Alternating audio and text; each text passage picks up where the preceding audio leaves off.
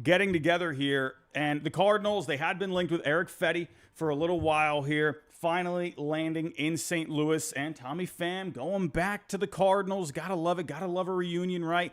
And the Dodgers getting a player that was really good a couple of years ago. If you go check the Fangraph wins above replacement leaderboards from a couple of years ago, you will see that Tommy Edman was near the top there, had a 5.6 Fangraph wins above replacement, if I remember correctly. Last year, you know, those numbers did dip a little bit, but I'm a big Tommy Edman fan. I really like that pickup for the Dodgers there. And they also get Michael Kopech. I think that is amazing. Christian, I see you in the chat. Kopech will be unstoppable in LA. Look at what they did with Red Sox legend Ryan Brazier. I mean, I'm just saying. I know it's, you know, two different pictures. I get that. But if they could get Ryan Brazier on the right track, which he did have good underlying numbers, so I wasn't fully surprised about that. Kopech, not so much. He has a couple of good things going for him. But I am very excited to see if the Dodgers can do anything with Kopech. Let's see. They've done well in that department with not just pitchers, but position players too. Very excited about that. And going back to the White Sox, they got Miguel Vargas and a couple other prospects here, along with a player to be named later, along with some cash. Miguel Vargas being the big piece going back to the White Sox. I'm not even gonna go on baseball trade values for this one. I think it was rejected, I believe, because Eric Fetty has a lot of value. So baseball trade values, I know there's a lot of people out there that don't like the formula they use. They don't like the simulator. For me, for the most part, I think it's a great way to bridge the gap in terms of kind of understanding how trades are working, right? It's not going to be perfect. It's not going to be the end-all, be-all every single time.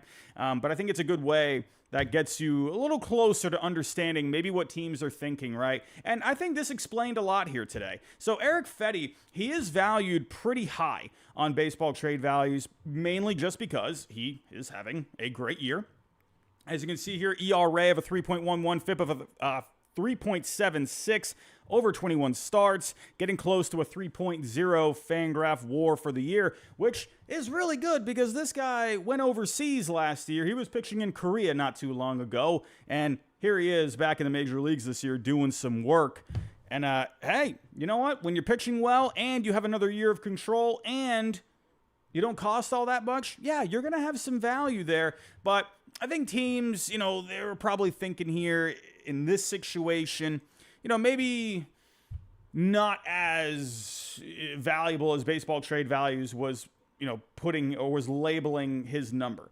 In the end, though, I love the addition of Eric Fetty for the Cardinals, right? If we were to take a look at the rotation now for the St. Louis Cardinals, and you know, I like the addition of Eric Fetty. This is where I'm going to pause. This is where I'm going to pump the brakes a little bit. Now, I do like Sonny Gray, right? I like the depth that they have in this rotation. And I like the addition of Eric Fetty. The only question I'm having here, postseason time.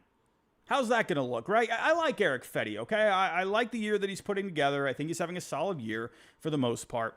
But, you know, game 2, I'm curious, right? I think it's one of those things where you got to see how it goes. You know, Eric Fetty is not a tested postseason performer. This is why I would have loved Zach Eflin with the Cardinals.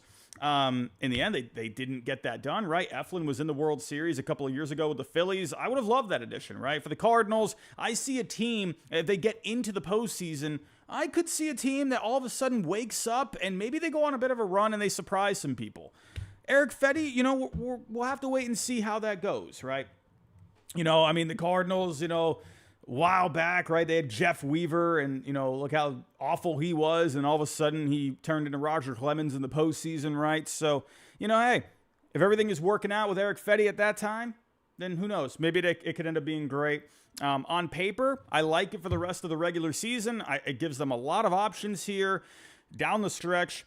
I'm just thinking postseason, but hey, Eric Fetty, let's see what you got, man. I would love to see someone like Fetty, you know, step up in the postseason, man. That'd be pretty fun. We'll see. But in the end, I do like the addition for the St. Louis Cardinals. And if you are looking at it from Tommy Pham, hey, nothing wrong with that getting Tommy Pham onto your team, right? The Cardinals, there have been times where, the offense kind of seems to go to sleep at times. Maybe Tommy Pham can come in. He's having a pretty decent year with the bat. Nothing spectacular by any means, but for the most part, getting the job done. He's hitting 266, has a 102 WRC plus. It's not going to hurt to add a right-handed bat there, give him a little bit more when it comes to the matchup department. So I think Tommy Pham was a solid add. I do wonder here if the Cardinals are done. We've heard, now, Tommy Edman no longer on the team. I think Cardinals fans, I would imagine Cardinals fans are not feeling amazing about that. Because I know Cardinals fans, they love Tommy Edman, right? Tommy Edman was a solid player for the St. Louis Cardinals. He moved around. He could play everywhere. Gave you good defense, good speed. He was pretty solid with the bat, especially a couple of years ago. But he was hurt this year. He hadn't produced anything, right, for the Cardinals. But that's where we get to the Dodgers here in a second. So, yeah, I can see Cardinals fans being like, oh, man, I really liked Edman. Solid player. If there is another move, maybe you could do something with Dylan Carlson. His name has been coming up a little bit. So that could be possible, especially now that you got Tommy Pham in the fold. So look out maybe for a Dylan Carlson move. I wouldn't count that out completely.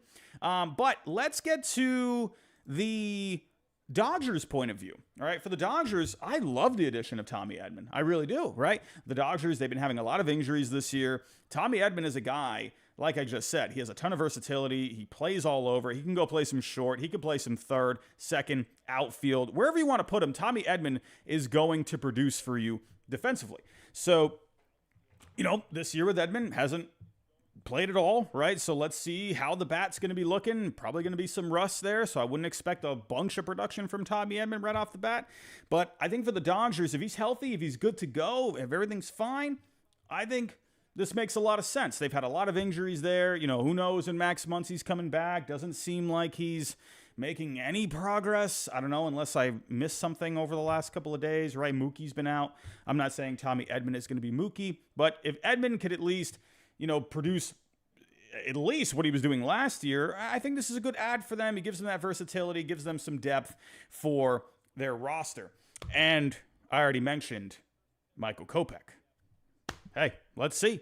Michael Kopech this year, he had been pitching pretty well over the last couple of appearances. Let's go to the game log here. And he had a pretty rough outing going back to July 7th. But since then, he has only given up one hit. Right? He's had 1, 2, 3, 4, 5. He's only given up one hit in his last 5 appearances. He's been tallying up the strikeouts. So I think this is a good addition for the Dodgers. Hey, if this guy turned a corner on his season, they picked the right time to go get him, and maybe they could even get a little bit more out of him. Kopech has always had the talent, right? Michael Kopech, Red Sox legend. I know a thing or two about Mr. Kopech, but I'm telling you, this guy, if they have him right, and by the postseason, he's good to go, look out. He could end up being a good weapon for the Dodgers. I could totally see that. We'll have to wait and see, though, right? It's always a wait and see. Also, I want to point this out, too. The Dodgers just acquired Ahmed Rosario. Didn't look like it took a whole lot. They designated Ryan Yarbrough for assignment. So it looks like they got Michael Flynn back in return. I think that was it. It looked like Michael Flynn, for the most part, he's looking like kind of a journeyman kind of a guy. He was drafted back in 2018, so he's been around the block a little bit. He's been bouncing around. This year, it didn't look like there was too much, but the Rays, they're always looking for diamonds in the rough. Could they maybe see something here? I don't know. Ahmed Rosario, it wasn't going to cost all that much at the end of the day. Rosario, though, is having a pretty solid season. And again, this increases the depth for the Dodgers. They're just trying to give themselves as much insurance as possible with all the injuries they've been having. And especially with Muncy out, right? Rosario, he has been playing some third this year. So I like it, man. Hey, Rosario back to the Dodgers, right? Going back to the Dodgers for a second straight year. In the end, I like this move. When it comes to the White Sox, now I like it for the Cardinals and the Dodgers, but from the White Sox point of view, they're getting Miguel Vargas. You got to remember with Miguel Vargas, this was a top 100 prospect a year ago. There's some upside here with Miguel Vargas, right? If we're taking a look at the recent grades on Fangraphs, right, the one thing that Vargas was known for was a good bat, right? A good plate discipline down in the minor leagues. Not a whole lot of power. Maybe you could get a little bit of pop out of him. You know, not really going to be the fastest guy out there. You know, a guy that could be a solid, you know, second baseman, maybe move around, you know, have some versatility there. But Vargas, I think, was a nice pickup for the White Sox. You know, at the end of the day, if you can get yourself a top 100 prospect or top 100 prospect from 2023, I believe he was ranked 37 on Pipeline. Fangraphs had him ranked 51st. So either way, that's not bad, if you ask me. Now, Vargas, I believe he has been hurt this year, hasn't been playing a whole lot. Didn't really produce all that much last year over a pretty big sample size, 81 games overall. But I think there is some potential. I think there is some floor here. And, you know, with the Dodgers, right, you know, hey, Dodgers, they got a lot of stars over there. So I think Vargas, give him an opportunity, right, where you don't got a whole lot going on in Chicago, right? You can let him breathe over there a little bit. We also did just get a deal in. Here we go. The Pirates are acquiring Jalen Beeks. That was one of the guys I had tabbed for the Rockies. That could be a trade piece. But we got Jalen Beeks going to the Pirates. Jalen Beeks can't hit, Pittsburgh. They can't hit. What are you doing? Go out of bat. Goodness gracious, can the Pirates just add a freaking bat? Is that really too much to ask?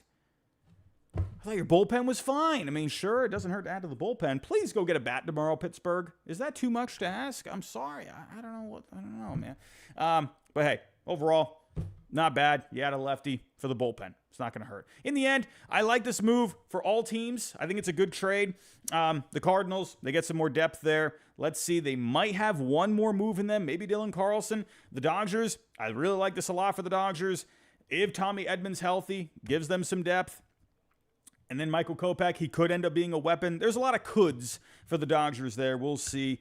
And then for the White Sox, hey, let's see what Miguel Vargas can do in a different environment where there's not a whole lot of pressure there. Let's see. Let's see. In the end, I think a good move overall. Now, let's move on here. Let's move on. We got a lot more to talk about here. Everyone, while I'm getting to the next story, if you can, just hit that like button for me.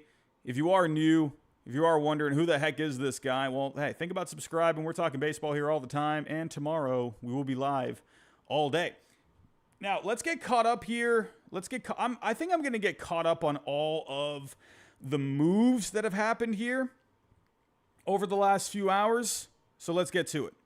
Let's talk about the Guardians getting Lane Thomas. I'm very iffy on this. I'll tell you right now. I love it for the Nationals. Don't get me wrong. I like it for the Guardians. But, man, you had to give up Alex Clemmie? Man, that's a lot. Now, I'm not saying Clemmie is going to be, you know, the next, there's a beeping noise going on or something. I don't know what is going on in my apartment right now. But Alex Clemmie, he is a guy, he's not going to be, you know, he's not Roger Clemens out there. I'm not saying that. But, hey, this was a second-round pick last year, right? He was just drafted in 2023. Yeah, there were, you know, maybe some issues with the walks down in the minor leagues. But this was one of their top prospects. And,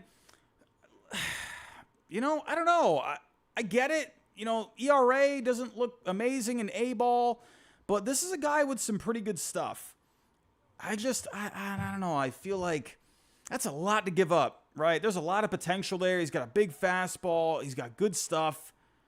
You know, yeah, some things needed to be ironed out a little bit. Maybe the Guardians just thought, all right, well, we've seen enough, you know. I felt, at least from my point of view, I'm not an expert, you know, I'm not a scout by any means. But if I'm looking at the grades and, you know, I'm looking at, you know, a couple highlights, I see a guy that could end up being pretty good down the road. You just got to kind of put it together. And the Guardians have done well with developing their pitching. So that's where I'm like, oh, man, you know. For Lane Thomas, I like it for the Guardians, right? It did not hurt at all for them to add a right-handed bat. I thought a little while back, I thought Taylor Ward could have been a good addition for the Guardians. Give him another option out there for the outfield. You got a few lefties out there. Yeah, Lane Thomas, he's going to hit those lefties. You know that. He's been doing really well against lefties this year. I believe a WRC plus over 150 against left-handed pitching. I just feel like this is a lot. But you did also give up a couple of other prospects here. Jose Tena and Rafael Ramirez, infielders. They got a lot of infielders. That's fine. I think that was okay. All right, yeah. All right. Shed some depth there. But man, Alex Clemmie, that's a lot. That's a lot to give up. There's a lot in that arm. There's a lot of potential there. Just to get a right-handed hitter that only does well against left-handed pitching. He does have another year of control. That is something else to consider. I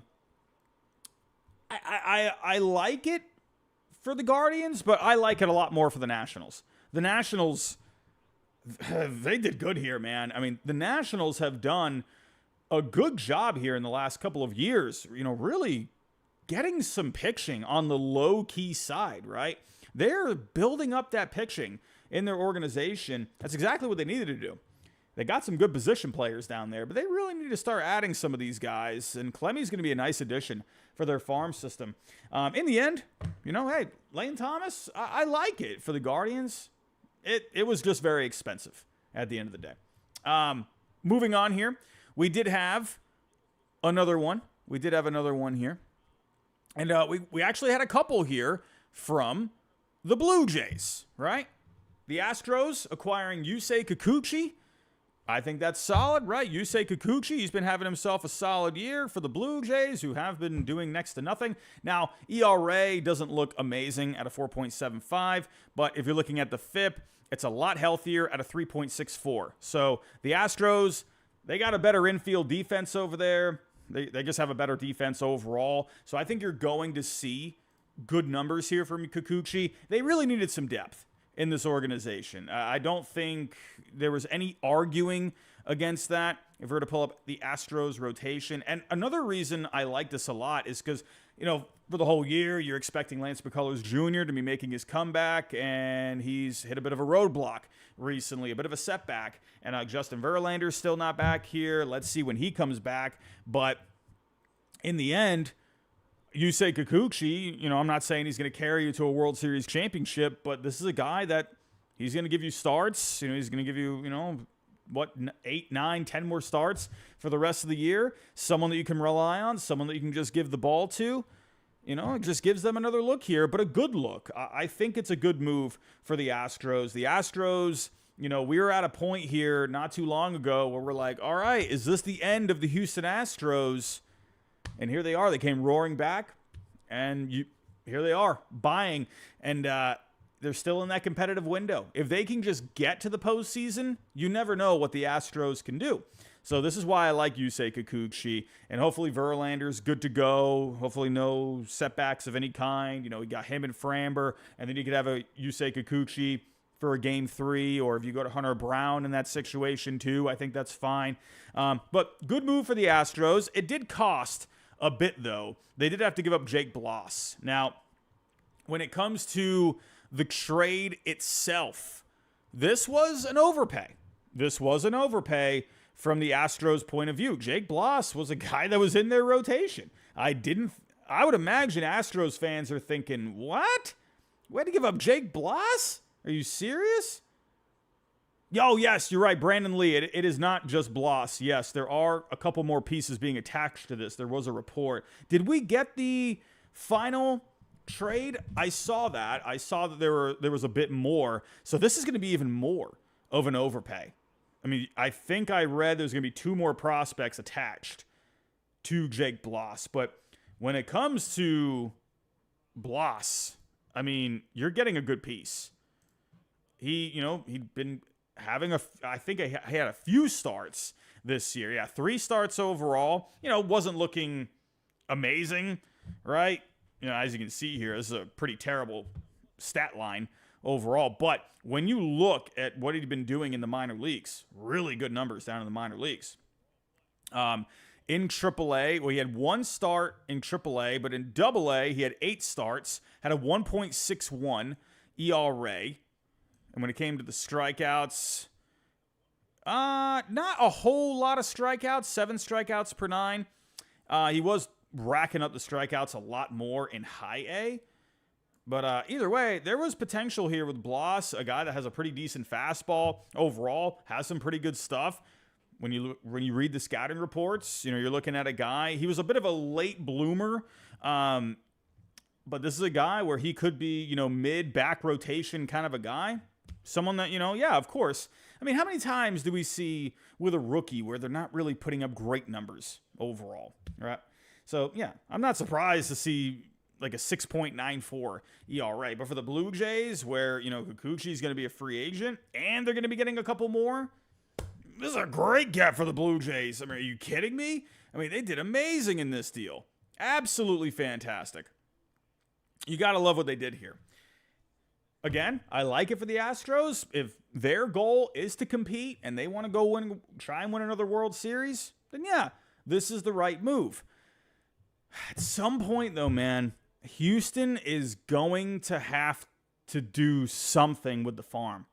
I mean, you know, like you just gave up a young starting pitcher.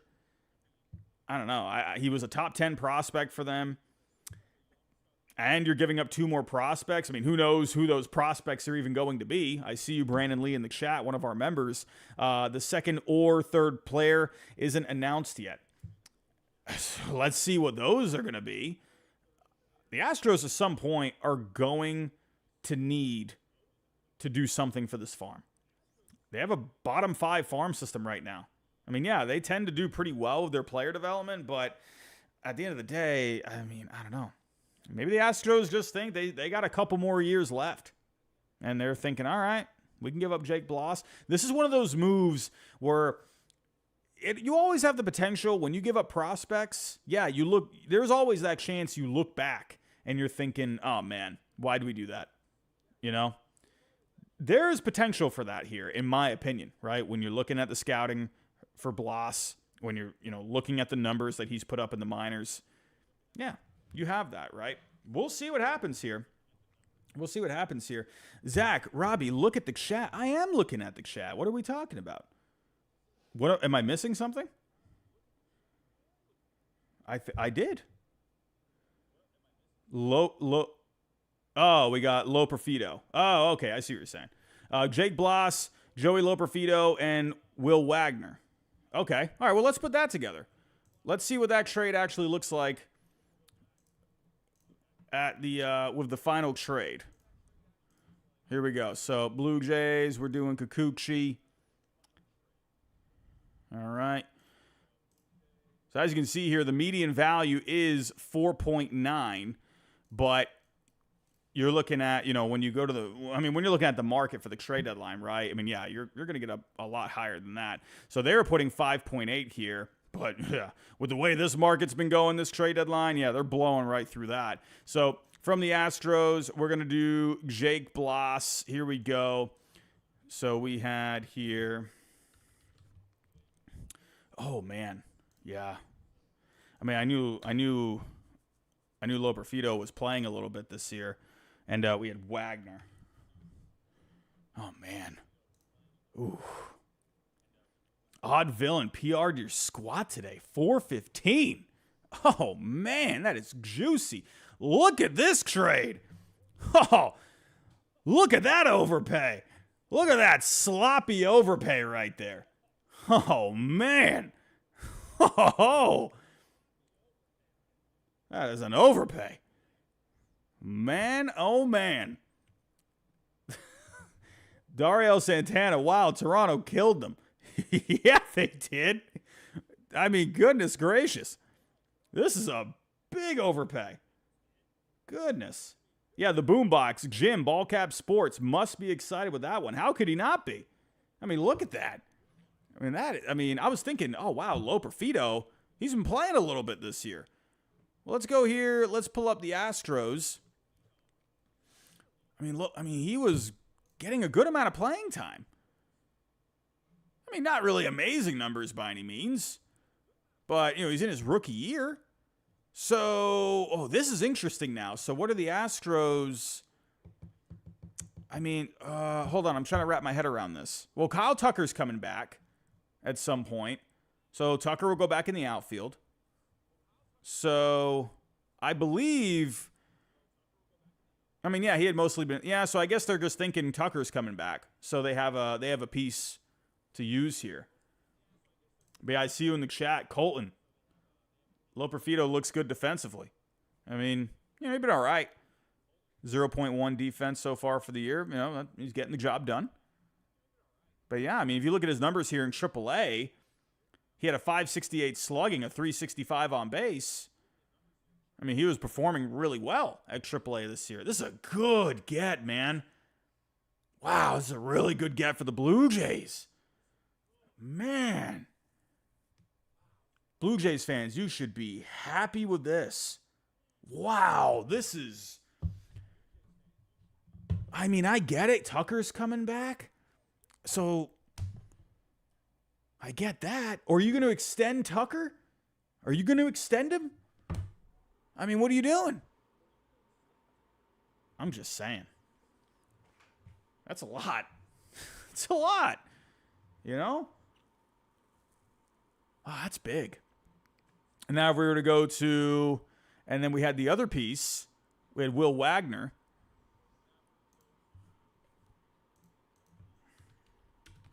And I saw someone in the chat saying Will Wagner had been performing well. Let's see here. He was number 26 in their system. And at AAA this year, wow. Astro, what the heck are they doing? What are the Astros doing? This guy's got a 16% walk rate compared to a 10% strikeout rate. What are they doing? Am I missing something? I mean, I get it. You know, Wagner, okay. But, I mean, I get you got Altuve. So, but Wagner can play third. And if Bregman leaves, this could have maybe been an option. Am I missing someone? Am I missing something? This feels horrible for a half a year of Kikuchi. I don't know, man. This doesn't feel right. This doesn't look right. This doesn't smell right. Nothing looks right about this. I mean, Alec Thomas clearing a 40 spot. That is, yes. I could definitely see that. So I would imagine, I mean, well, let's see. What was the Astros? Where were they with the 40 man? So hold on, let me see here.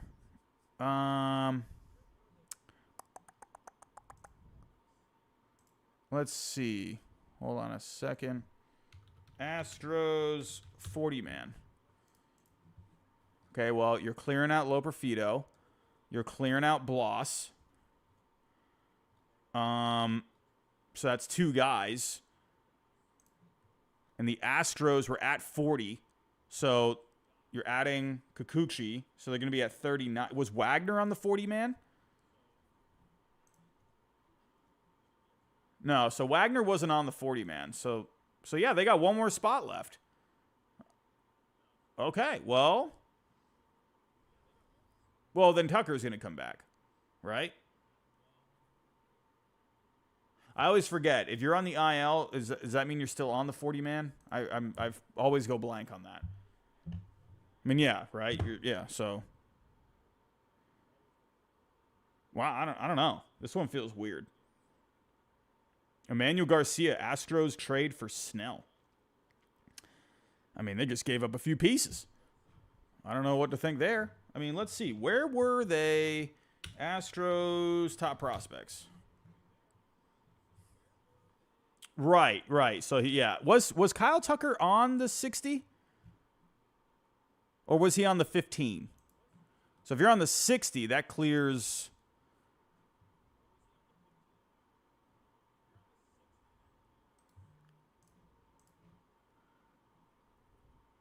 No, he was on the 10-day. So, I mean, yeah. If you're looking at the top prospects here, well, they might have taken Loperfido off, unless he's down further. No.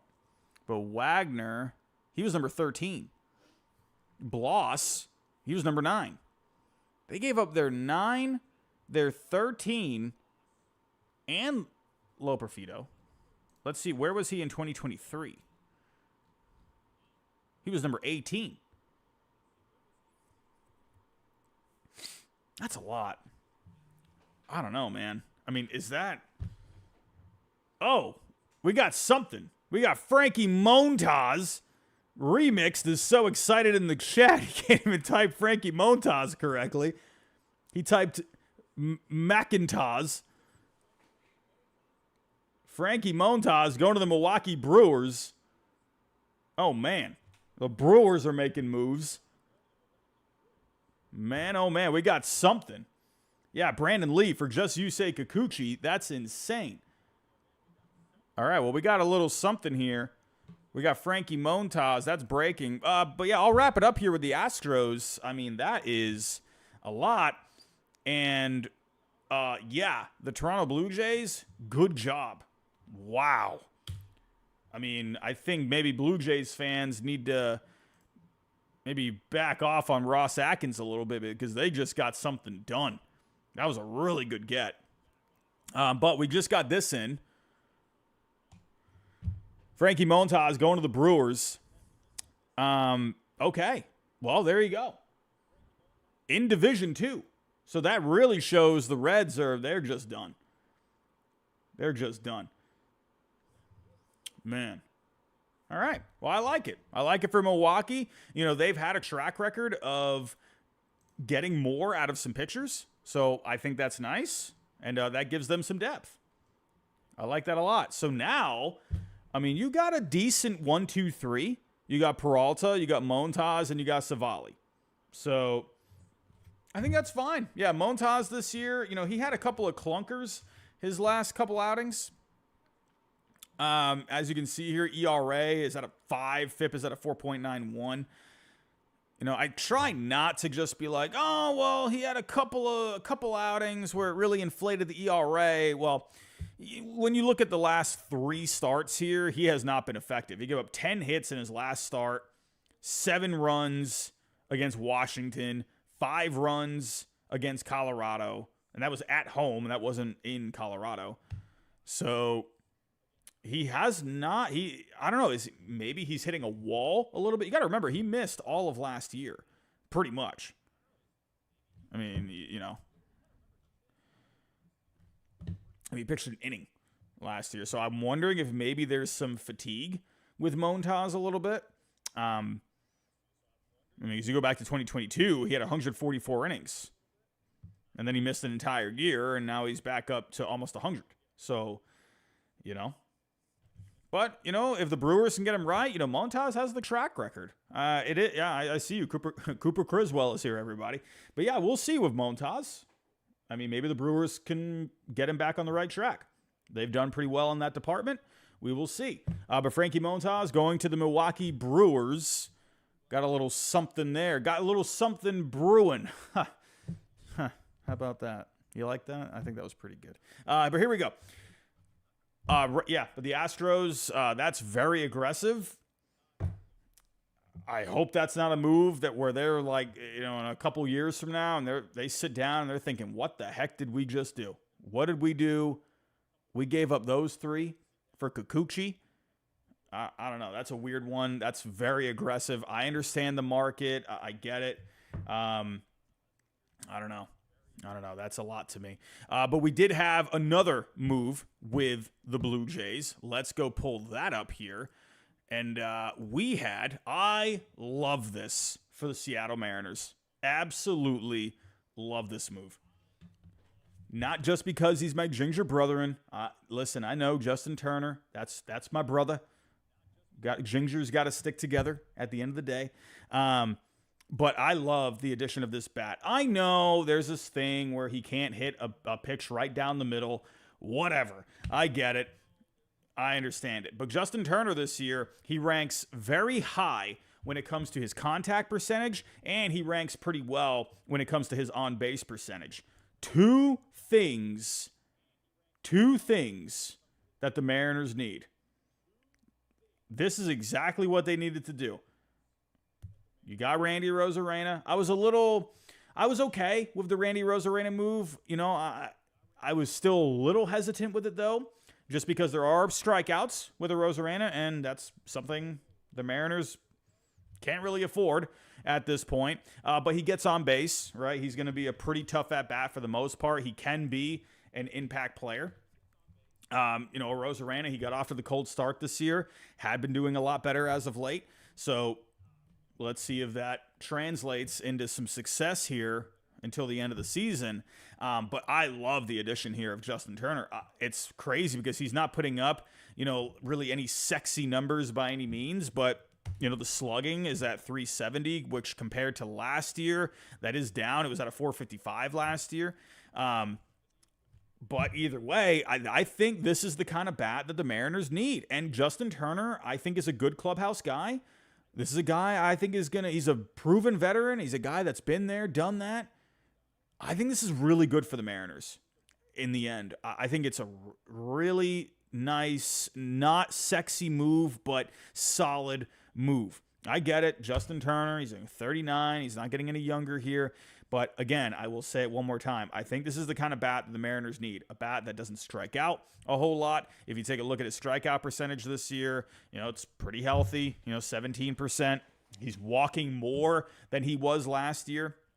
They needed a bat that was going to give you tough at-bats, extend that lineup just a little bit. I think he's going to help take pressure off of guys, and I think he's just going to bring a calming influence to that clubhouse. And then when you get J-Rod back, you get J.P. Crawford back, I think Mariners fans, you should be pretty happy for the most part. Sure, you could say Arozarena is, I wouldn't say he's a superstar. I'd say Arozarena is a star, right? We all know Arozarena. Anytime his name pops up, you look, right? So, they added a little star power with Arozarena, but you added a solid player as well in Justin Turner. You also improved the bullpen, Yimi Garcia. I think the Mariners have done a great job. I think it's really nice what they're doing here. What is going on? What is Foolish Baseball saying here? Foolish Baseball. What are you saying? Did the Tigers ask too much for Flaherty and get their bluff called? This deal still doesn't make sense. It's true. It's true. I completely agree. Like, what the heck were the Astros doing? What are they doing? They gave up a ton. It makes no sense. You always gotta, gotta rely on Bailey, Foolish Baseball.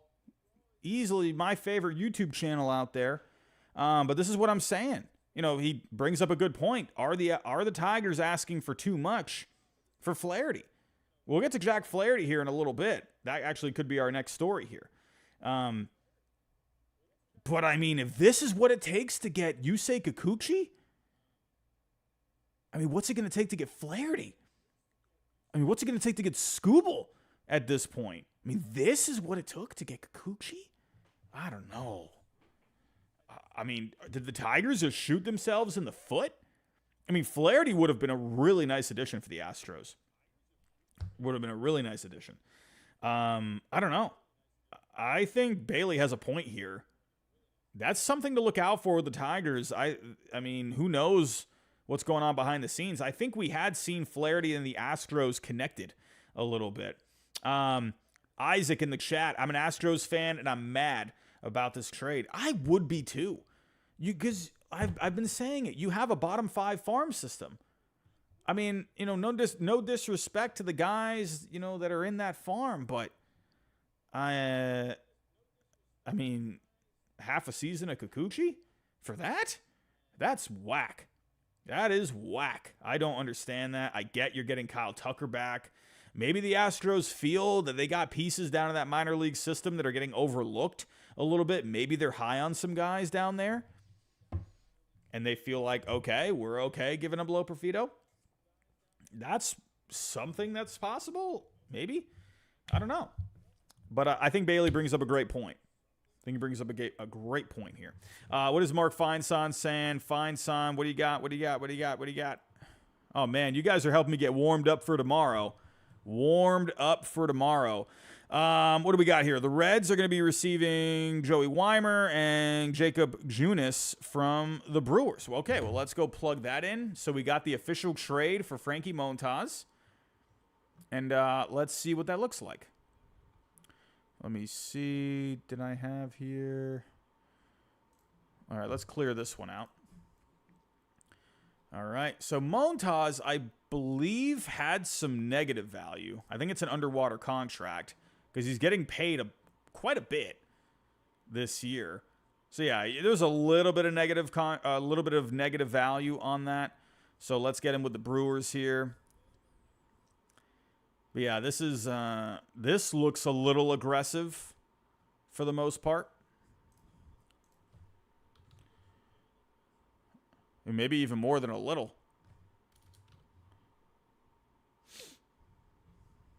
I mean, yeah. I mean, I was thinking, Weimer, man, I think he had a decent value. I think he was going off at one point this year too. And then we had Junis. Okay, so there's the negative value. And then Montas. All right, so it's not as bad as I thought. It's not as bad as I thought it was going to be. Because Junis helps bring that value down. Because he's on a contract too. And what was his... What is that contract he's on? He's on a $7 million deal. There's a mutual option. So he's going to be getting around probably another $3 million for the rest of the year.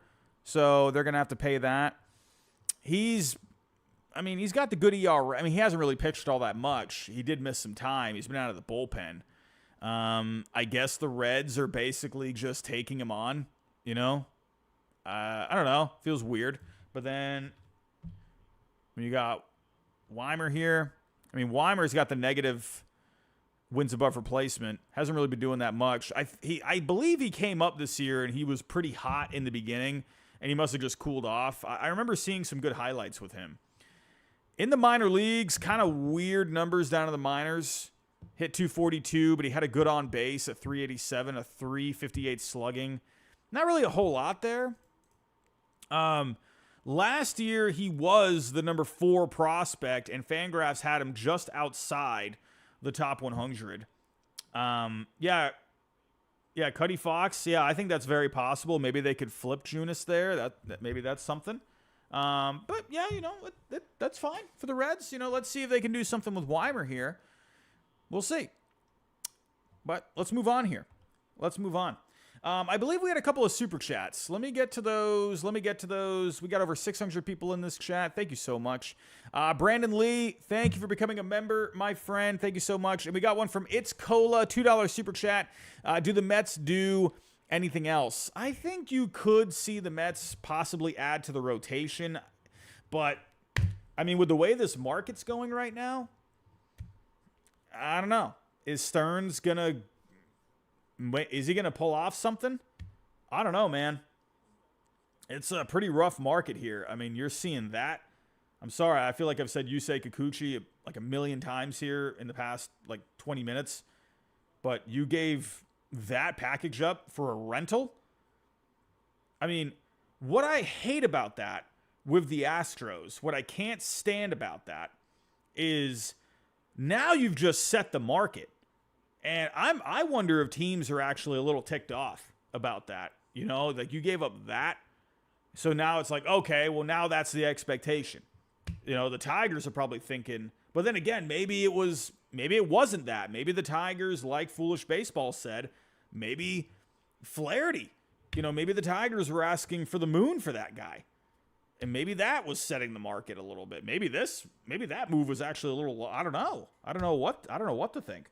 I have to imagine Astros fans are not happy with that move. Man, oh man. I can already tell by the chat. I'm seeing mostly negative reactions. Alec Thomas, Robert Murray wrote about the Mets and Tanner Scott. I'd be surprised if the Mets got Tanner Scott. That'd be great if they could do that. Ed Salad, Dana Brown is looking like a below average GM. It's not looking great. Romano Jr. says, I'm pissed. James Yeager, we aren't happy. I know people liked Loperfido there. I would see, you know, people tweeting or posting in the Reddit threads, like, you know, he was a guy that the Astros fans liked. We'll see. We'll see. But let's move on here. We got a lot more to talk about, everyone. While I'm getting the next story, if you can, just hit that like button for me and help us get a little bit more out in the algorithm. We're at 700 people, almost 700 people right now. But where was our next move? I know we had something else. I know there was another move. I feel like I'm blanking on it. We had Lorenzen go to the Royals today. I wouldn't necessarily call this a sell kind of a move because the Rangers, they do have starting pitching coming back. So it's kind of like, it's almost like they're selling just to make room. Right, so it's not necessarily like, oh, here comes the fire sale. I mean, the Rangers are not in a great position. I will say that. When it comes to the standings, they are not in a great position. But, you know, for the Royals, they add some depth here. Lorenzen's been okay this year. You know, ERA below a 4. I believe Lorenzen's FIP was in the 5s, so that is something to keep in mind. FIP of a 5.16. But the Royals, hey, they've been really good with starting pitching this year, so maybe they could make sure those advanced numbers don't come back to haunt, right, what that ERA has looked like so far. I believe the Rangers, they ended up getting back a pretty nice piece in Walter Pennington. Walter Pennington, if we're looking at his numbers, let's pull up his minor league numbers here. So he's been around a little while. So far this year in AAA, he has been putting up some good numbers. Mostly pitching out of the bullpen, right? But so far has a 2.72 ERA. He's got about 12 strikeouts per 9, 3 walks per 9. So it's possible here the Rangers got themselves a pretty nice bullpen addition here. So in the end, hey, not a bad get, based off the numbers that we're seeing. This could end up being a really nice addition for the Rangers. And this is a guy that probably could help him out this year. Unless he's not hurt or anything, is he? He's not injured or anything, I would imagine. I mean, he did pitch one game. Was he with Kansas City already? I don't remember. Rangers depth chart.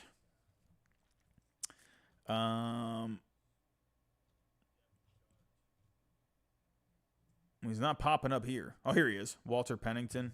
So I'm guessing, did they send him down to AAA? Yeah, okay. So he's listed in AAA as of right now. But hey, look out for him. That could be a nice piece, right? We'll see.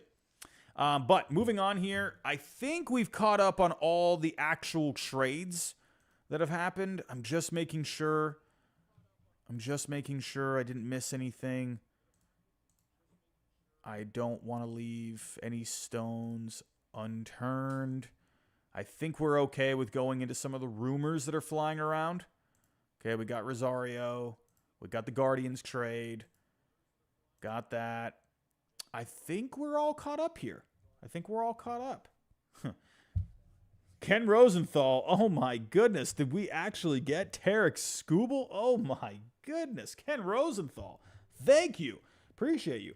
Pokemon X, thank you, my friend. Really appreciate that. I think we just had one super chat come in. We just had Joe Hill, $4.99.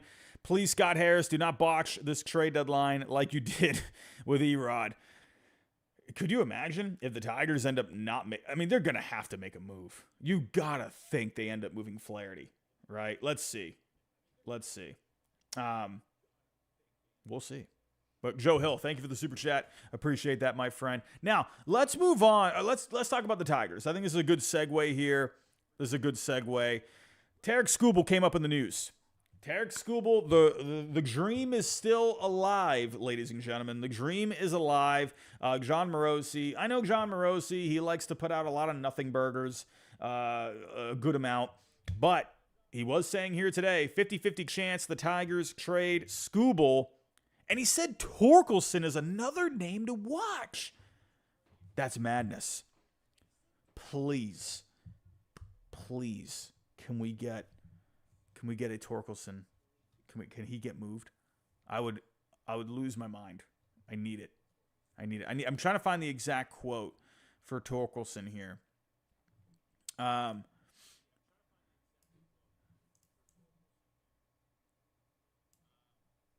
He says here, so in this article, he says, or this is a quote from Morosi. It's a fascinating time to see which way it goes. I'm not going to say that it's likely because I think it's really close to a toss-up. It is 50-50 that it would happen. And he's talking about Tarik Skubal to the Orioles. He did say, I'll point this out from above. Morosi says that if they wanted it known that Skubal is going nowhere, no way, no how, they would have said it by now. That is a good point. They would have said, we're not trading him under any circumstances. We have seen teams do that in the past, where we've seen them say, nope, he's not going anywhere. So he goes on to say here, it's a fascinating time to see which way it goes. I'm not going to say that it's likely because I think it's really close to a toss-up. It is 50-50 that it would happen. And you have a very motivated team in Baltimore that clearly still wants to get an ace pitcher. If it does happen, the Orioles could be sending as many as 4, potentially 5 prospects. Ken Rosenthal, he says the Montas trade is official. Morosi says it could potentially spell the end of Spencer Torkelson's time with the Tigers. Are they in a place where if he is someone who is valued more highly by other teams than he is internally, would you contemplate that decision?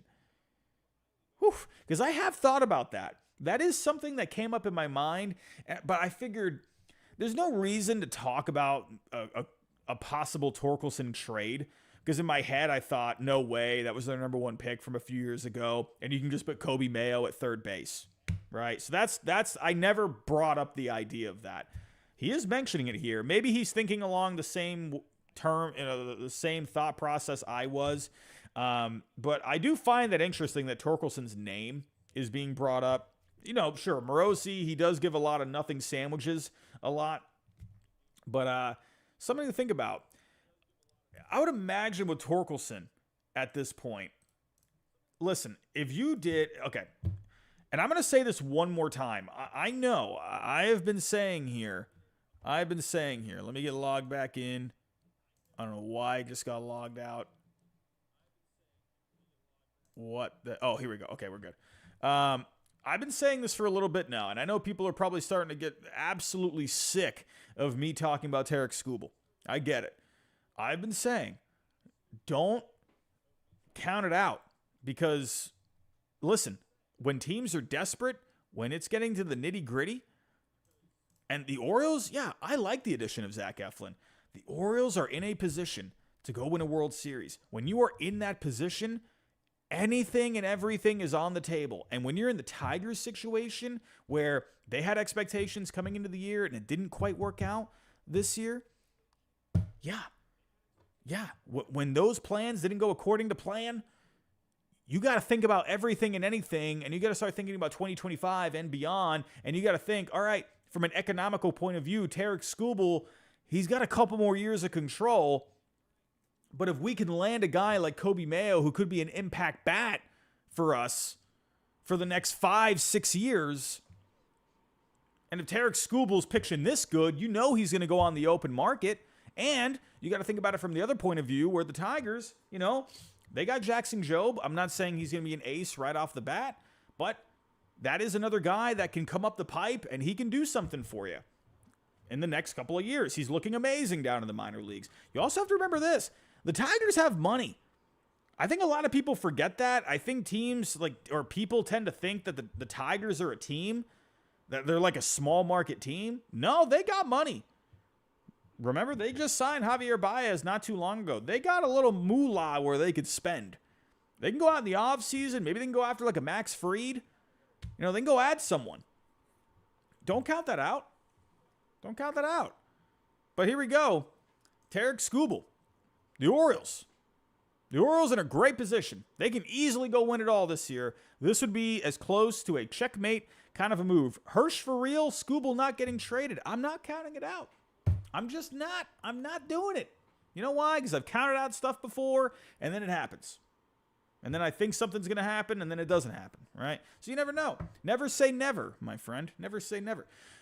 Now, the Torkelson thing is weird. Now, we already know what a trade could look like. I mean, we've already gone through everything when it comes to a possible Skubal trade. Yeah, you got Kobe Mayo. You could do Sammy Basayo. That's possible. Sure, I get that.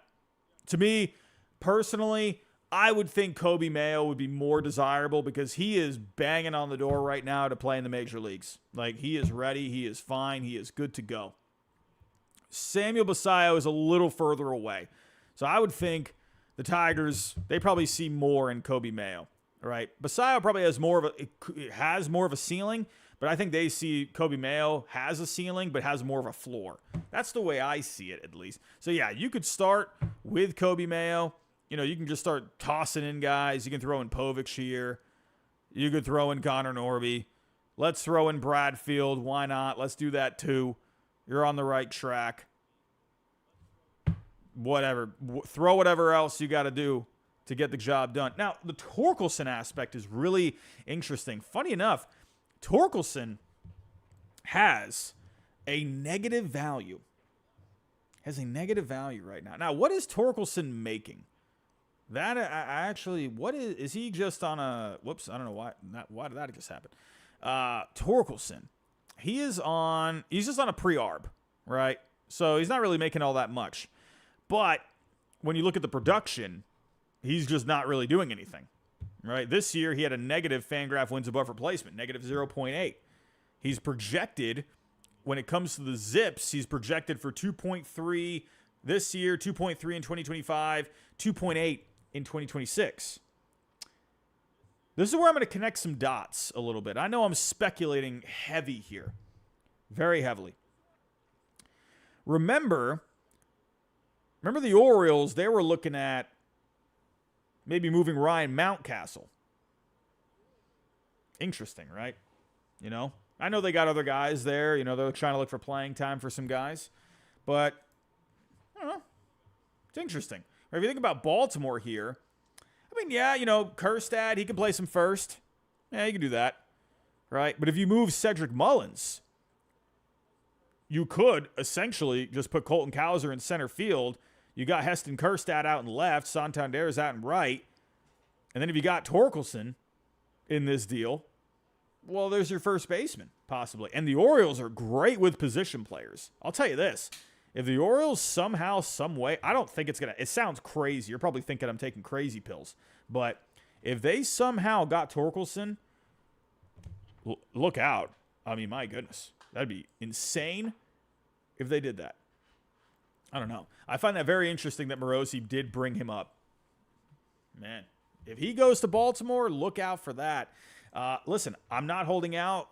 I'm not leaving anything off the table when it comes to a Skubal deal tomorrow. Yeah, good chance probably doesn't happen, right? When we're looking at this market right now, when we're looking at what it takes to get freaking Yusei Kikuchi, it's taking Bloss, it's taking Loper Fido, it's taking Will Wagner.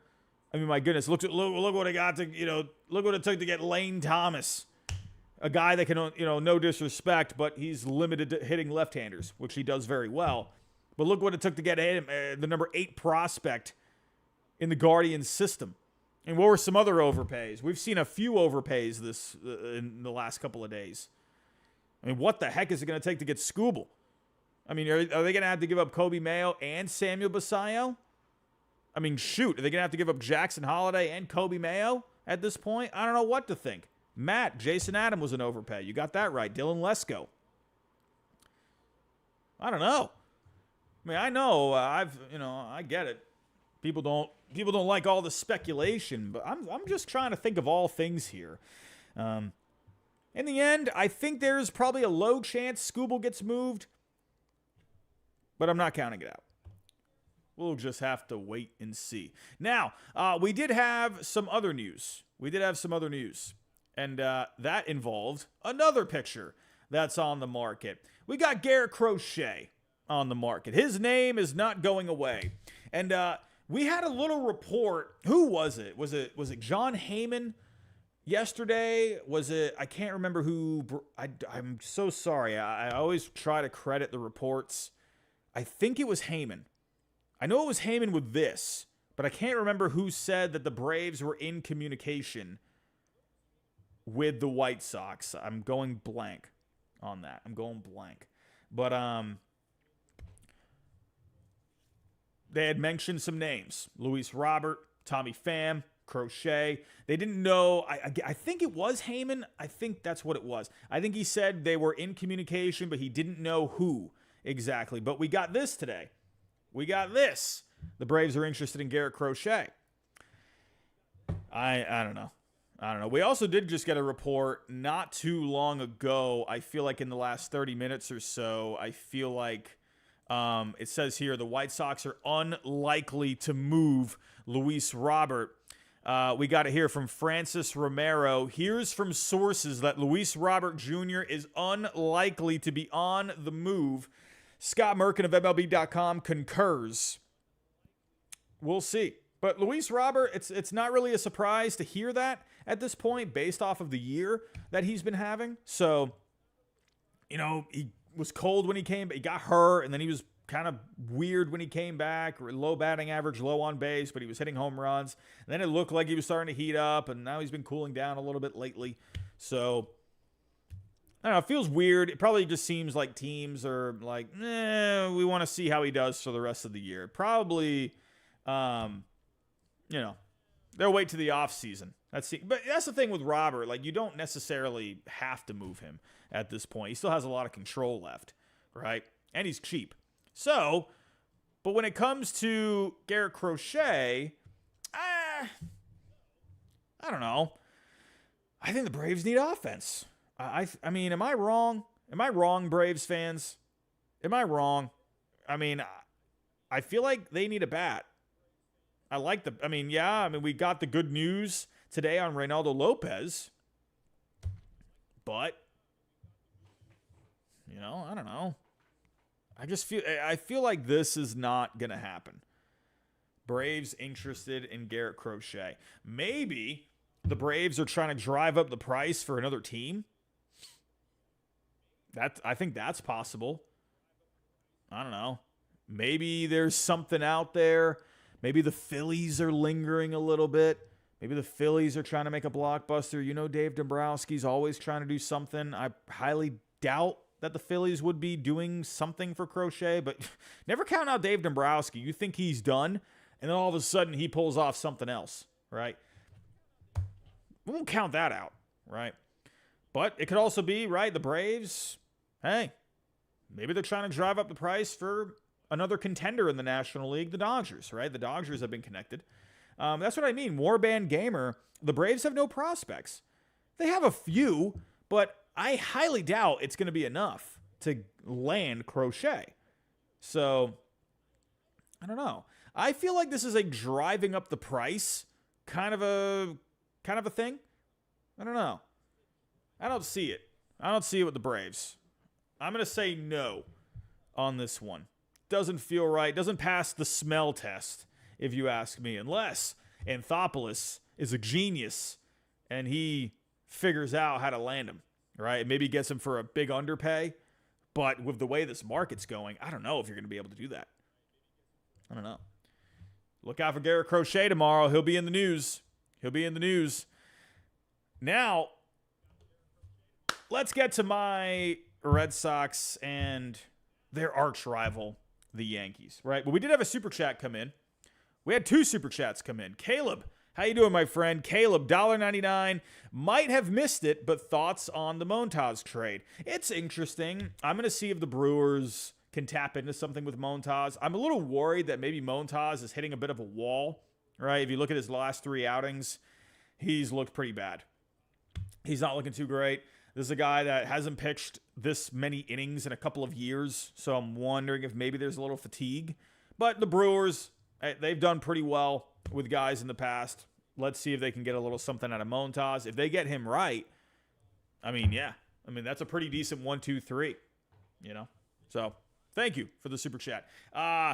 Blissed Fiend, $10 super chat. Twins need to do something now after getting smacked around by the Mets tonight. The problem with the Twins is it seems like they got no money. Do the Twins have money? I don't know what's going on.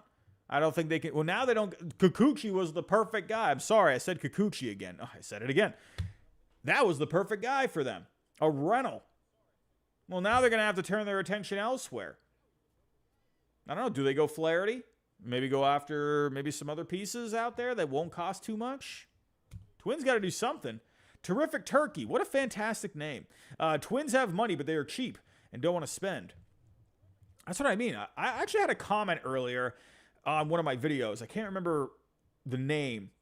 It was a pretty interesting comment. He said that the Twins, they have a pretty... They have a lower payroll for the most part, but they have one of the highest revenues when it comes to TV network. So it's very interesting. What is going on with the Twins when it comes to money over there? I don't know. Twins fans, after this, go comment down below after we're done here tonight. Go put in the comments. What do you think is the problem when it comes to the Twins' money?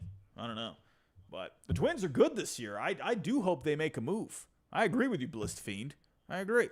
But let's move on here. Let's get to the good old New York Yankees. Let's get to the Yankees. And we got an interesting one here today. We got an interesting one. The Yankees are discussing Nestor Cortes in trade talks. Nasty Nestor. He's out there. He's available. My goodness. And it's hilarious because Nestor Cortes, he's been getting... People have been picking on him a little bit for the tweet that he made. He put out a tweet saying, "Oh, it's a privilege to wear pinstripes. The Yankees are always competing every single year, And now, he's on the trade block. Oh, Nestor, poor Nestor. But he's not having a bad year. I mean, I know that win-loss record doesn't look good. He's 4-9. ERA is fine. He had a 4.99. FIP is, a 4.13, and the FIP is at a 3.99. He's a guy that's been pretty dependable for the most part. He's not going to carry you to a World Series by any means, but a guy that's, been doing stuff. But I think this is interesting. But why would the Yankees deal Nestor Cortes? Well, I'm wondering if they're looking to see if they can land something else for their infield. I mean, they got Jazz Chisholm at third base now. Listen, I'm going to say it right now. I was wrong. I'm admitting I was wrong. I can't believe I'm going to say it. But Jim Bowden, you were right. I mean, Jim Bowden was saying maybe Jazz can place in third. You were right. Jim, I'm sorry. I can't believe it. I was wrong. I didn't think Jazz was going to play third. He hadn't played third at all in the minor leagues, but I guess the Yankees are getting creative here. Well, let's see how it goes. Steve Scott Jr. has subscribed. Steve, how you doing, my friend? How you doing? But, hey, Jazz playing some third. But I wonder if the Yankees are trying to do something here with adding a bat, and maybe they're looking at Nestor Cortes. Here's the thing with Nestor Cortes. There is some value here.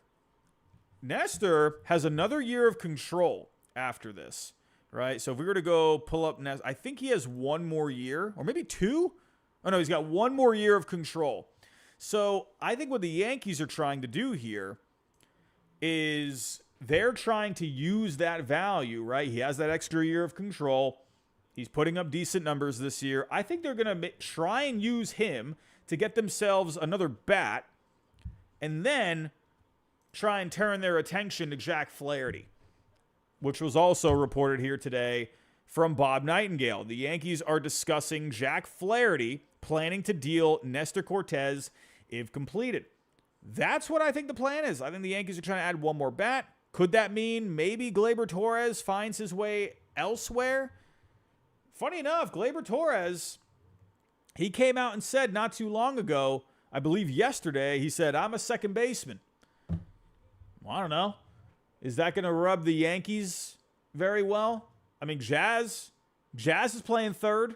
Jazz, I mean, he came over and he's like, yeah, I'll play third. Gleyber Torres, he was a no-go for that.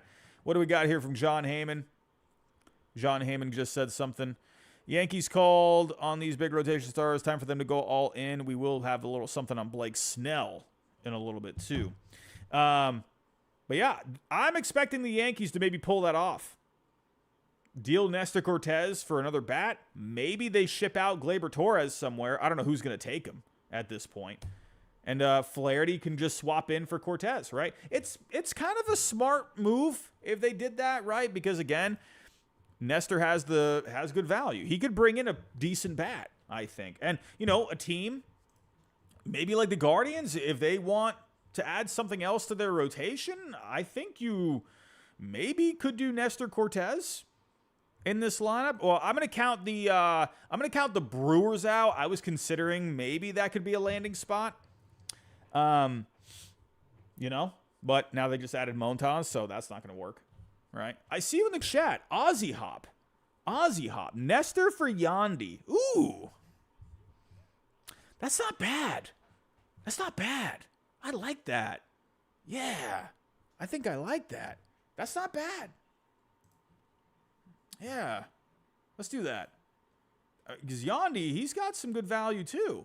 That could be just a straight up swap. And then the Rays would have something for their rotation next year.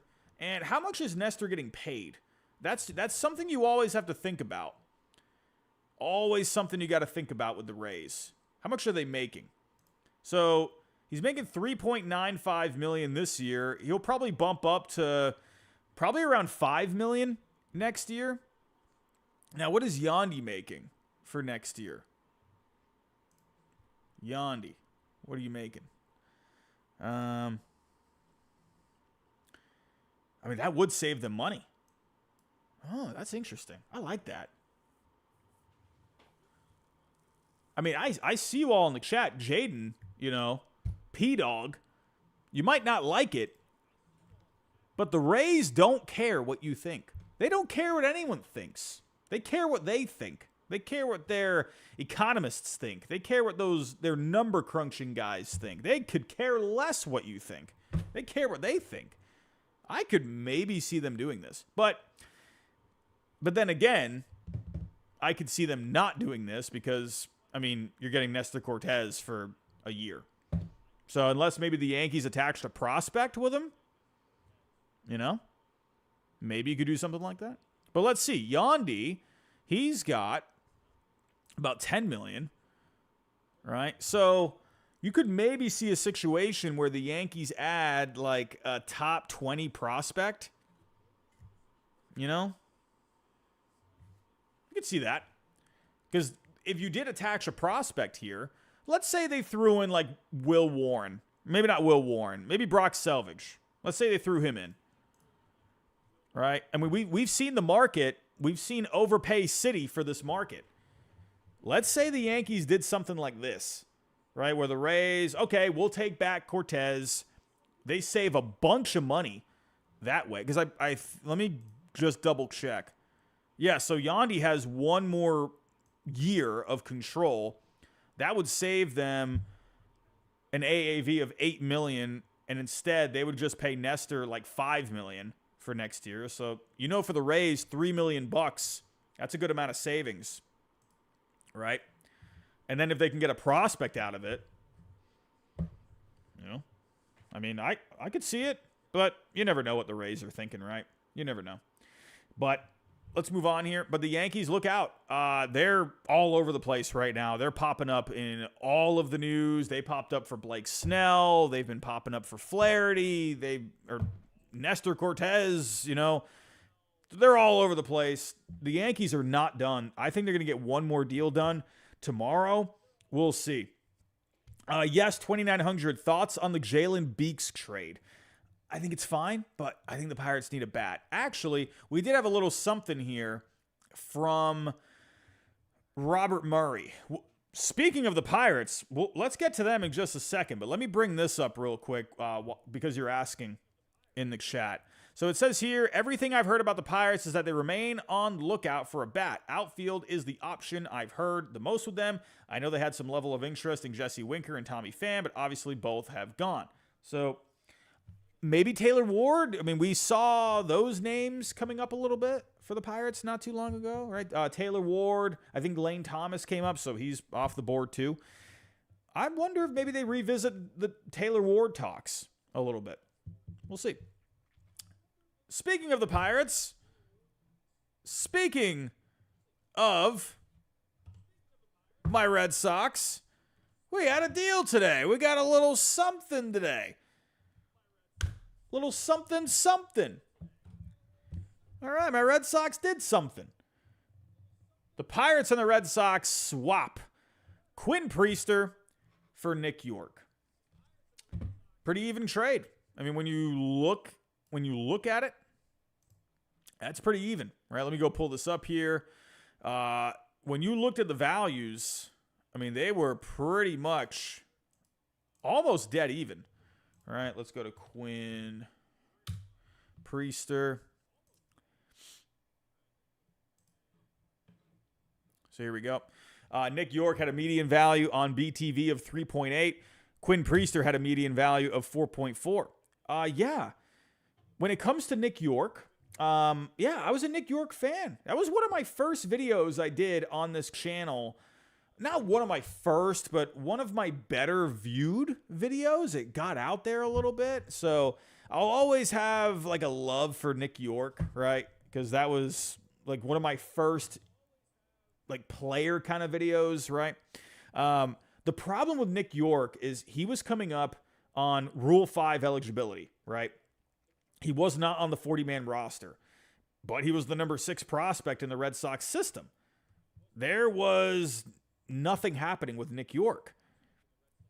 In the end, you had to do something with him. And the Red Sox, they got a guy that has ranked pretty well in the past when it came to prospect rankings, right? So taking a look at Quinn Priester, who did get sent down to the minor leagues, which I think is good. Let's get him kind of worked out there. The Red Sox have revamped their pitching development in their organization, so let's see.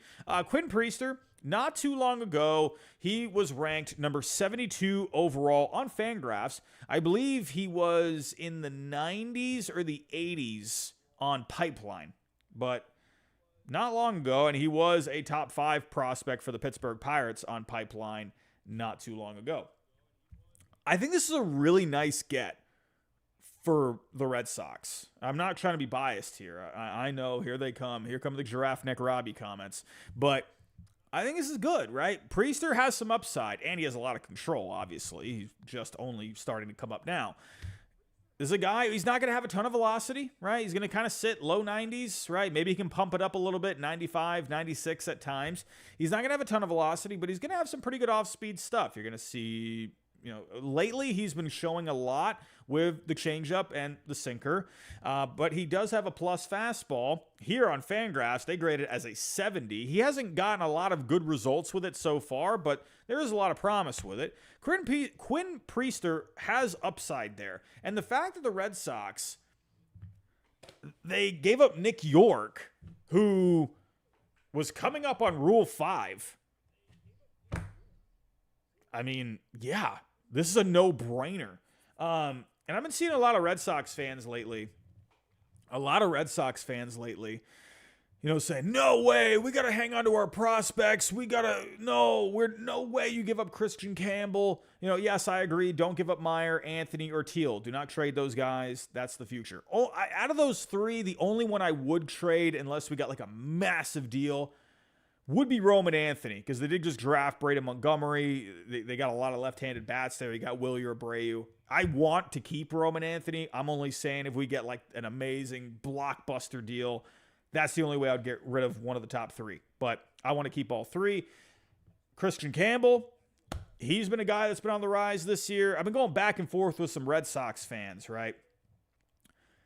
This is what happens when you hug your prospects. Now, it's a little different with Nick York because the Red Sox farm system over the last few years, it has not been strong. It's only just getting like really good now, right?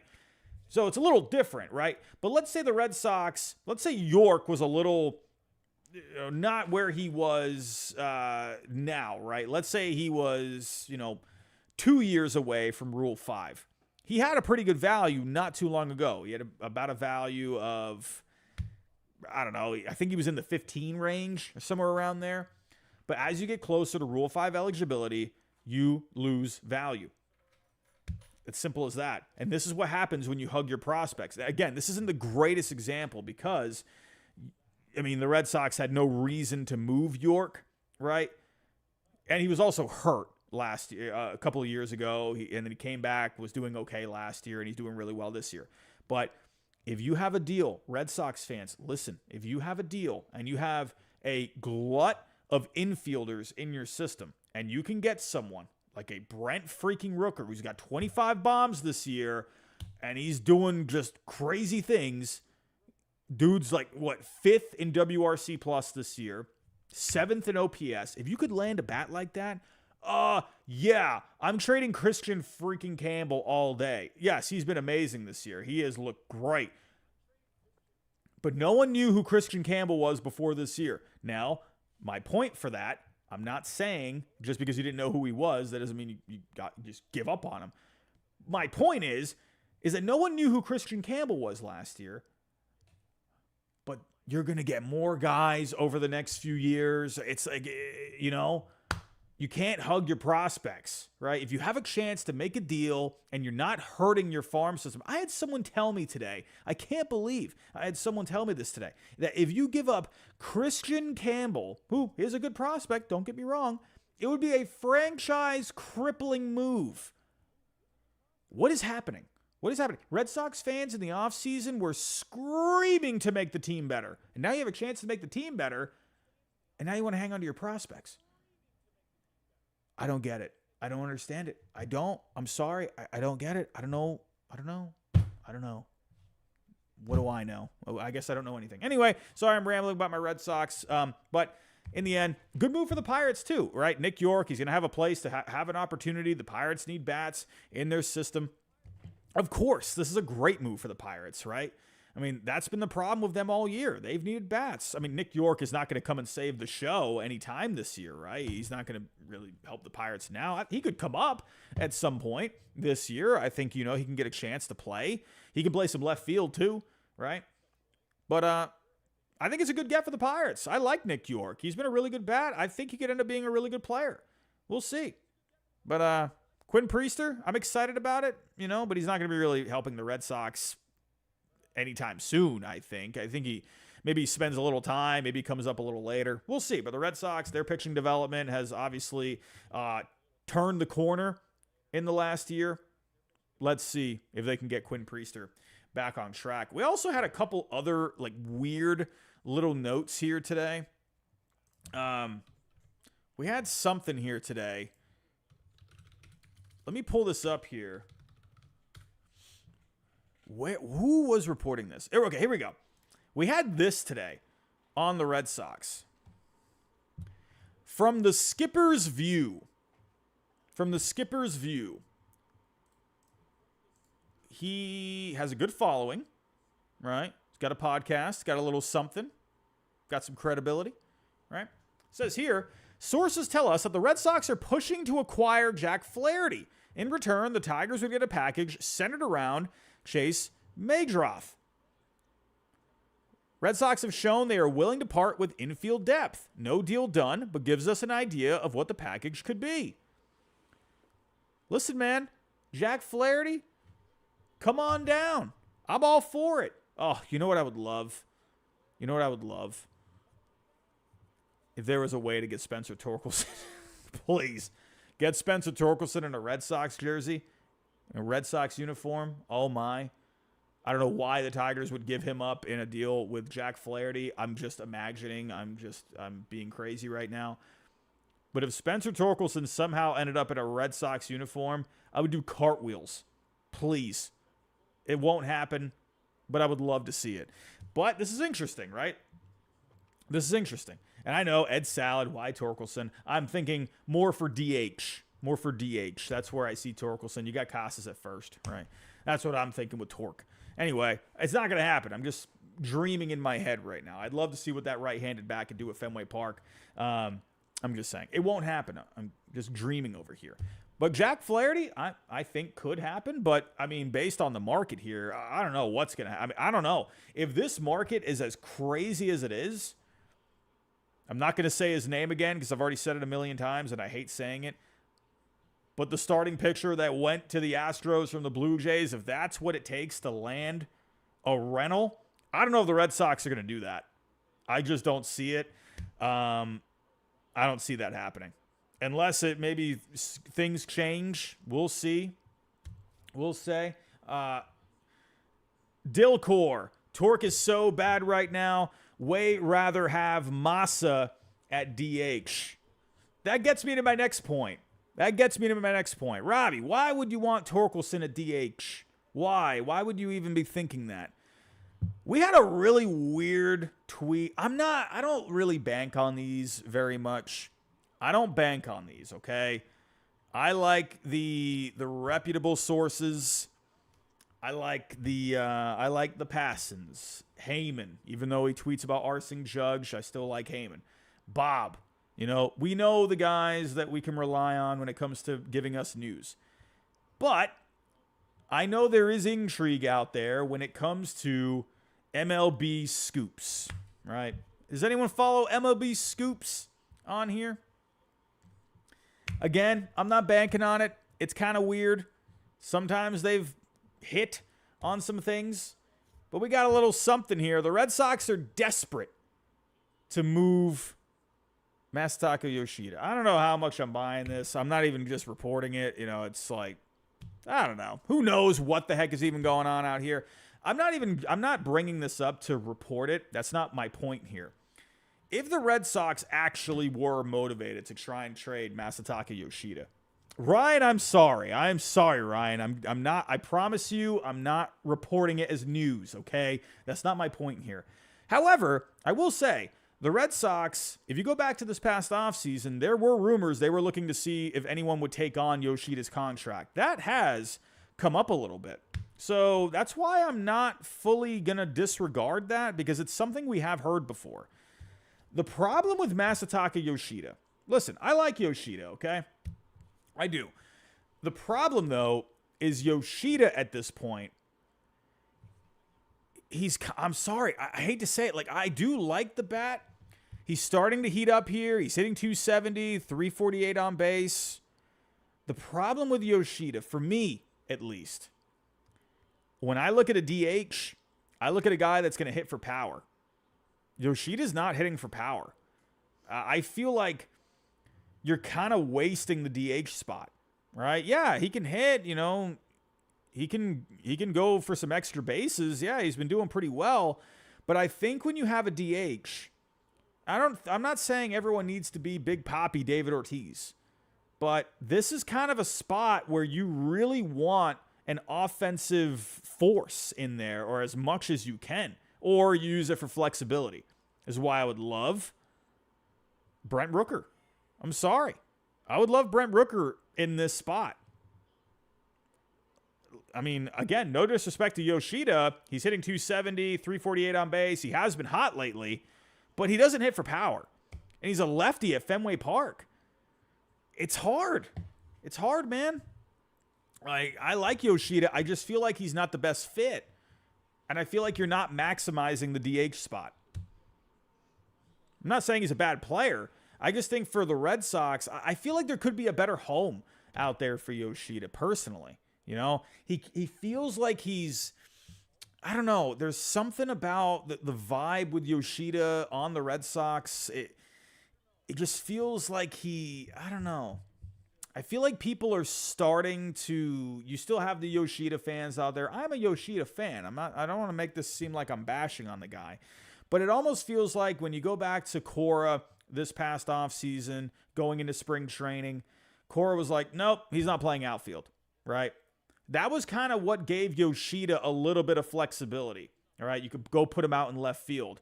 The problem with Yoshida is he's not good defensively. So when you have Yoshida, who's not really a power hitting guy, and he's a lefty at Fenway Park, and unless you're David Ortiz, right? I mean, it's kind of hard being a lefty there, right?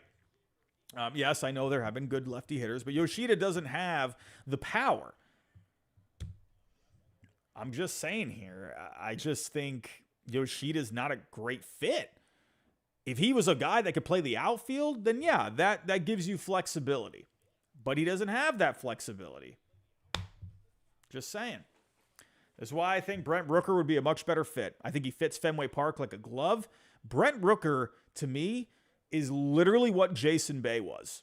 Jason Bay, when he came over to the Red Sox in the Manny Ramirez trade, by the way, go watch my video that I posted earlier. I talked about the 2008 trade deadline. Brent Rooker would basically be a better Jason Bay. Similar with the strikeouts. Got that same right-handed power. Brent Rooker would be amazing at Fenway Park. Absolutely amazing.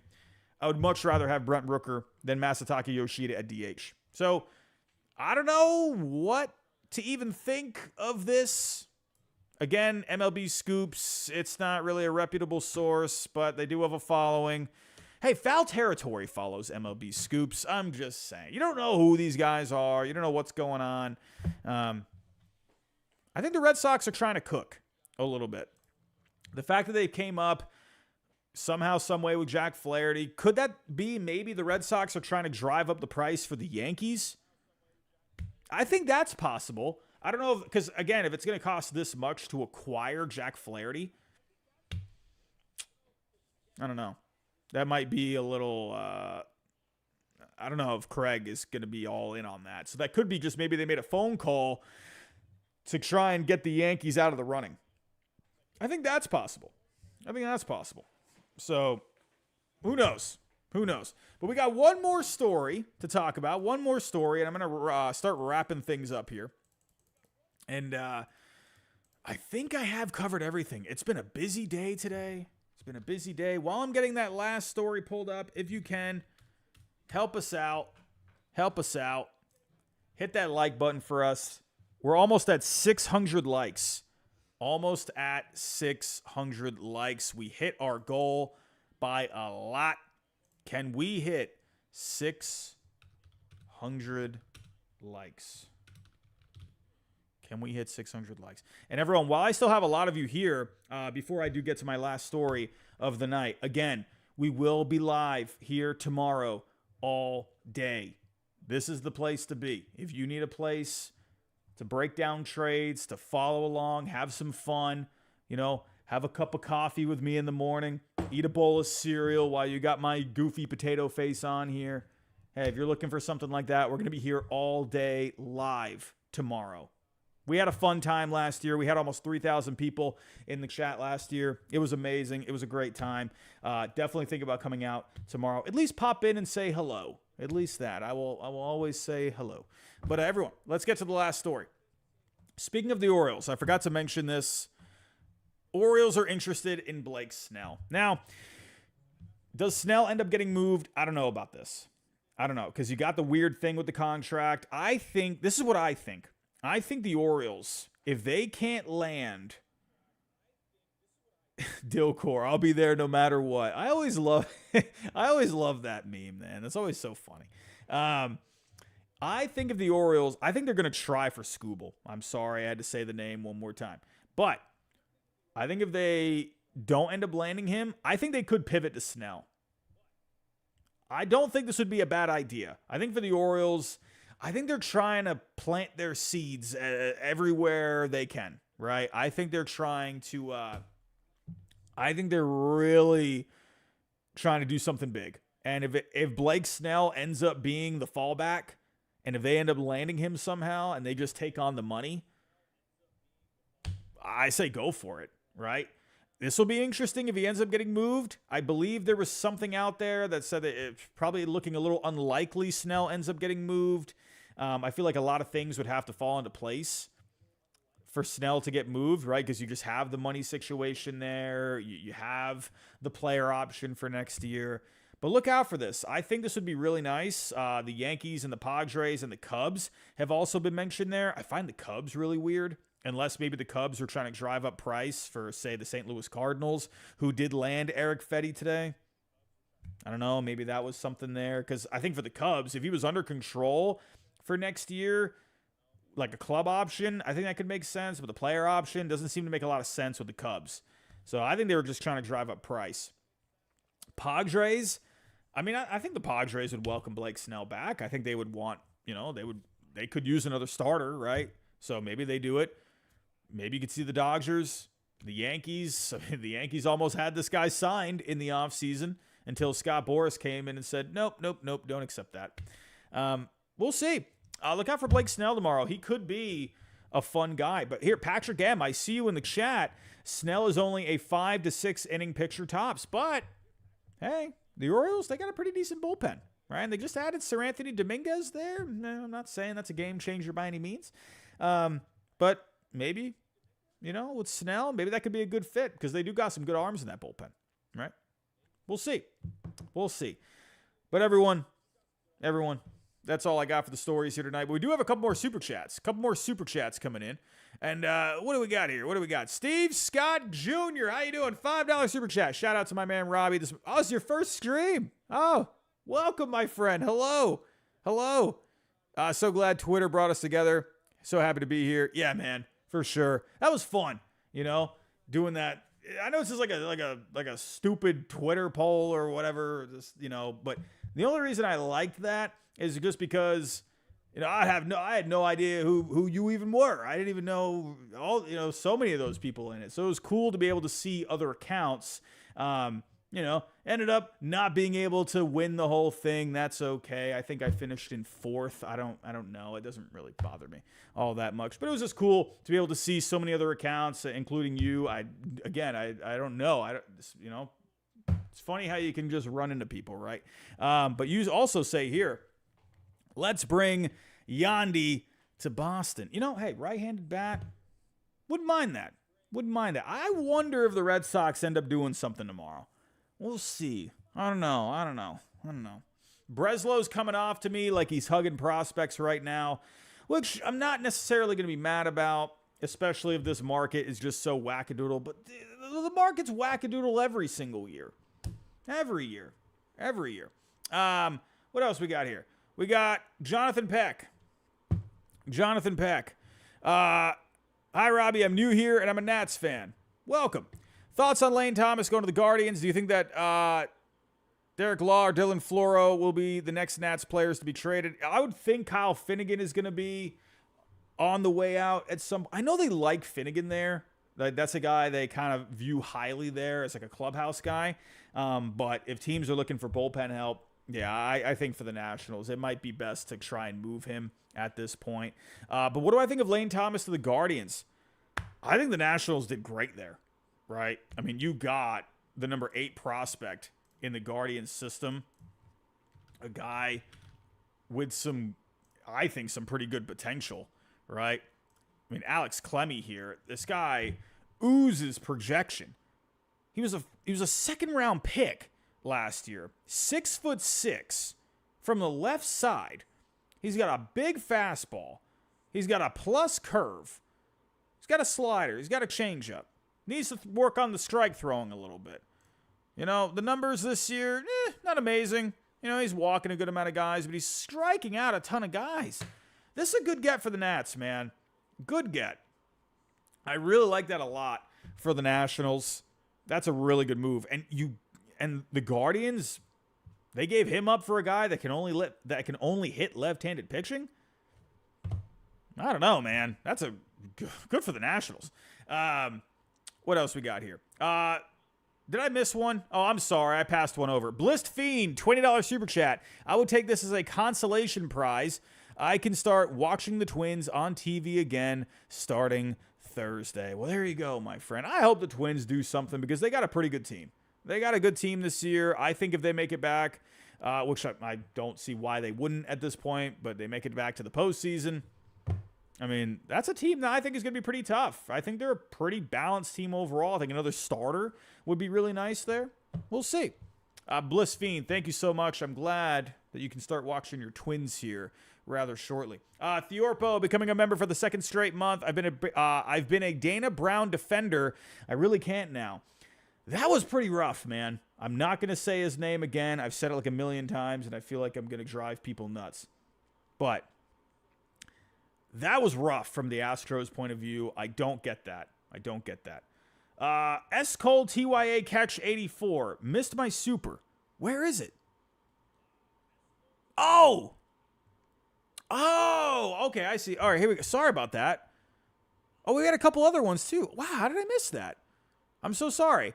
Let me get to yours. S. Cole TYA catch 84, $5 super chat. Can we start a GoFundMe for the Twins? Think they're happy with last year's results?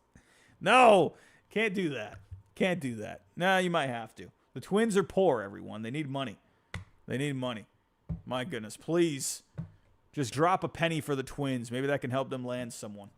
Logan Black, $1.99. What moves are you hoping for the Red Sox to make? I need Brent Rooker in my life. I need it. I don't care. I'm giving up Christian Campbell. I don't care what the prospect huggers think. I don't care. You can yell at me all day. You can disagree with me. You can say I have a terrible thought process. I don't care. I need Brent Rooker in my life. I would also like another starting pitcher. If you could somehow, some way land Brent Rooker and Jameson Taillon tomorrow, I don't know how the heck you do that.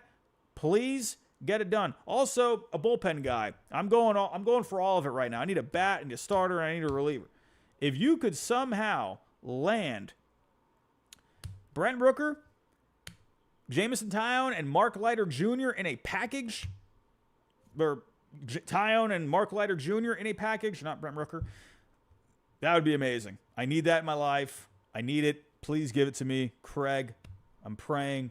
Get it done. It's probably not going to happen, but I can dream. Everyone, I want to thank you so much for joining me tonight. It's been a really fun night. But again, we are going to be live here tomorrow all day. Very excited for it. Need it.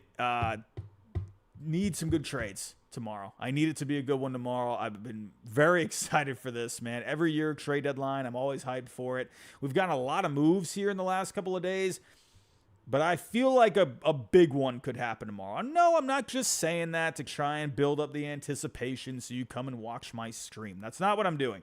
I just wonder if there's something big, right? You know, we've been getting a lot of kind of mid-level moves. Haven't really seen the big blockbuster yet. You know, we've had a couple of pretty solid moves, but we haven't seen that juicy big name, right? I wonder if we're due, but then again, maybe we don't end up seeing anything. But that's the beauty of the trade deadline. You just don't know until the clock strikes 6 o'clock. But everyone, I'm out of here. I'm going to wrap this up. Thank you again for joining me tonight. It's always a pleasure. We're just at about 600 likes. If you could hit that like button for me, I will love you forever. And if you are new to the chat, think about subscribing. Thank you to all the new subscribers here tonight. Thank you to all the super chats sent in tonight. I greatly appreciate those every time. And again, make sure that bell is turned on. You never know with that notification. Sometimes it doesn't get pushed out, but if you have the notification bell turned on, you will get the notification. Share this for the replay viewers if you can. Also, everyone, Jim of Ball Cap Sports, he is live right now, so if you want to go head on over there, he's doing his show. Tell him I sent you. Tell him, hey, Robbie sent us here to raid the stream. I'm sure he's talking about some fun stuff. So if you're looking for more trade deadline coverage, head on over to him. He's always talking about something over there. But everyone, I'll see you all tomorrow night. Thank you so much. Have yourself a good rest of your night, and I'll talk to you next time.